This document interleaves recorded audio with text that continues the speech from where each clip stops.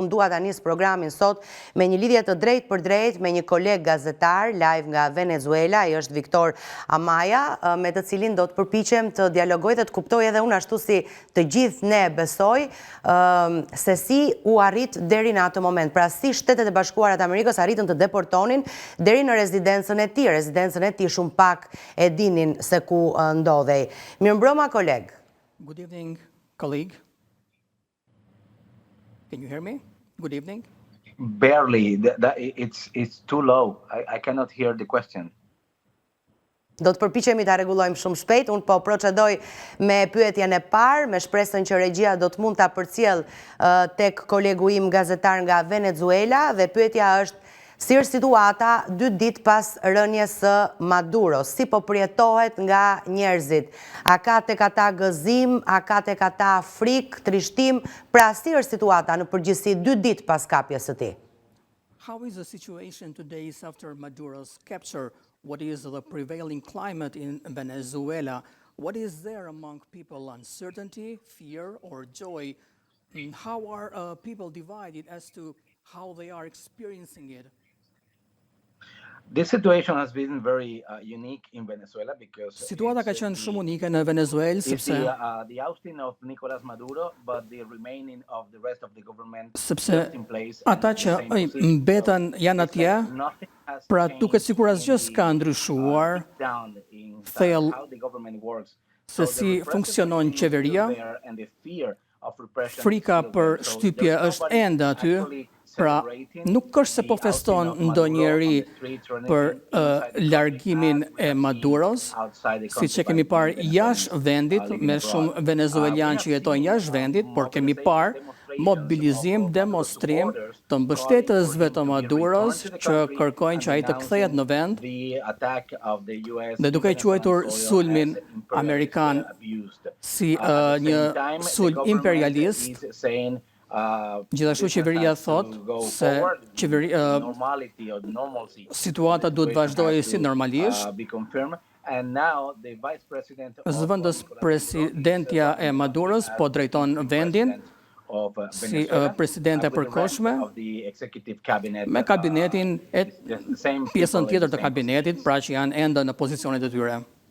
Dhe me që jemi këtu, duket sikur këtë herë, pra pas rënies së Maduros dhe marrjen e frenave, le të themi, të drejtimit të vendit nga zëvendës presidentja, duken tone më të zbutura të Venezuelës tani në raport me Shtetet e Bashkuara të Amerikës. Gati është trirë dora e bashkëpunimit, është kështu? The Vice President has extended a hand of cooperation. How realistic does this seem? Well, it seems realistic, not necessarily because she said it, but because Jo sepse ajo e ka thënë, por Donald Trump dhe Marco Rubio po thonë se US government spoke qeveria amerikane ka folur me qeverinë e re të Venezuelës dhe ajo ka premtuar që të bashkëpunojë me interesat amerikane. Ne do shohim se si do të funksionojë, do të shohim se si përkthehet kjo në realitet. Për momentin, ajo që po shohim brenda vendit është se shtypja është ende aty. Kemi parë sot që shumë njerëz janë arrestuar në rrugët e Caracas-it dhe dje gjithashtu kemi parë civilë të armatosur që lëvizin në rrugë duke kërcënuar njerëzit ose duke thirrur në mbështetje të Maduros. Pra duhet të shohim se si ky angazhim do të përkthehet në realitet dhe jam I sigurt se gjithçka do të fokusohet tek çështjet e naftës dhe bizneset amerikane në çështjet e naftës në Venezuelë. Dhe kjo është e kuptueshme. Do doja të ktheheshim pak pas në kohë, 2 ditë më parë, për të kuptuar edhe ne këtu, si kurios që jemi në përgjithësinë e shqiptarët, se si u arrit të kapej Maduro, pra të arrestohej ai, si arritën Shtetet e Bashkuara të Amerikës të deportonin deri në rezidencën e cila ishte shumë pak e njohur, vendodhja e saj ishte shumë pak e njohur për njerëzit. Jam e bindur që jo për Shtetet e Bashkuara të Amerikës, po dua të di më shumë detaje rreth gjithçka që ndodhi me momentin e arrestimit. A pati rezistencë për shembull? prej ti, bashkëshortes së ti? How did it get to the point where, as far as we know, very few people knew the location of his house? Was there resistance? Give us...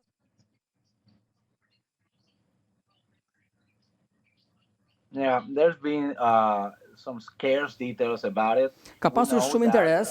The US Ne dim se SHBA ka zhvilluar operacione elektronike për të verbuar sistemet e mbrojtjes Venezuelës. Not enough to confront or to defend Nicolas Maduro. During the attack, Gjatë sulmit, hits on military equipment for aerial pati pajisje ushtarake të cilat nuk funksionuan më. Maduro u mor brenda rezidencës së tij në një instalacion shumë të madh me shumë ushtar të mbrojtur. Pra pati shumë rezistencë. Qeveria kolumbiane thotë se 32 njerëz të cilët mbronin Maduron humbën jetën gjatë sulmit. Ne nuk kemi dëgjuar ndonjë konfirmim nga qeveria e Venezuelës se sa njerëz kanë vdekur, pra vetëm qeveria kolumbise ka thënë këtë. Pra nuk e dim saktësisht se sa njerëz kanë humbur jetën. Disa media amerikane si New York Times thotë se numri të vdekurve ka shkuar deri në 80 vet në Venezuelë dhe asnjë i vdekur nga pala amerikane. 6 të plagosur nga ushtarët amerikanë. Operacioni është zhvilluar në orën 2 të mëngjesit.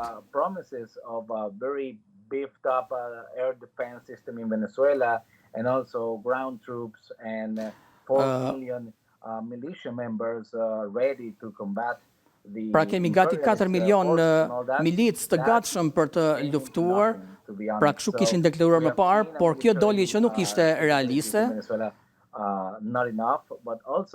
Gjithashtu, forcat armatosura u kapën të papërgatitur, me sa duket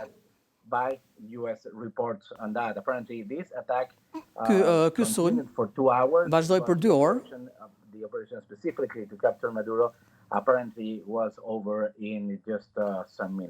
Por ndalimi dhe arrestimi i Maduros u bë brenda pak minutave. Dhe pyetja e fundit, ju si gazetar, si e parashikoni Venezuelën e nesërme? A mori fund diktatura me rënien e Maduros?